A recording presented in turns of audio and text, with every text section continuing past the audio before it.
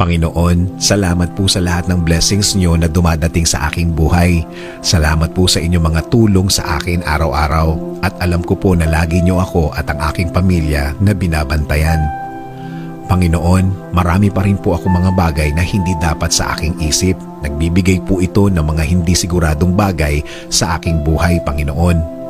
Ang mga pagdududa na ito ay lagi na lang sumasagi sa aking isip tuwing ako po, Lord, ay may gagawin o kaya may pinaplano sa aking buhay.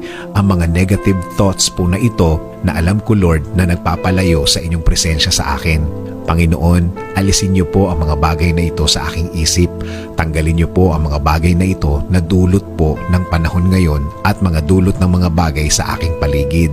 Alam ko po, Panginoon, ito po ay naglalayo lang sa aking faith, sa mga paniniwala sa inyo at sa aking sarili. At ang nagiging bunga nito ay takot, Panginoon. Kaya, Panginoon, please forgive me for feeling this way. Forgive me for acting this way. Alam ko po na ang may ganito ay wala sa inyong pagmamahal. Panginoon, mula po ngayon, ako na ngayon ay magtitiwala. Kami na ngayon ay magtitiwala sa inyong pagmamahal at sa proteksyon ninyo kami sasandal at sa inyong presensya kami aasa. Alam namin, Lord, na marami pang worries ang parating sa mundong ito. Marami pang problema ang dadating, pero mananatili kaming malakas at matatag ang paniniwala. Aalisin na namin ang mga bagay na nagbibigay pangambalang sa amin.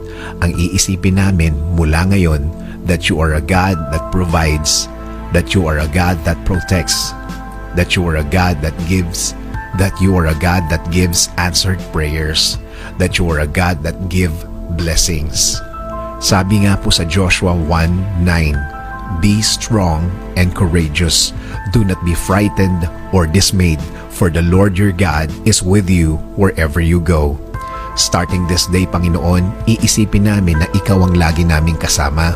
Ikaw ang laging magbibigay ng aming mga pangangailangan. Kayo na rin po, Lord, ang bahala sa aming mga pamilya. Kayo na rin po ang bahala sa blessings nila, Lord. Please continue to protect and love them, Lord. Please continue to provide for them.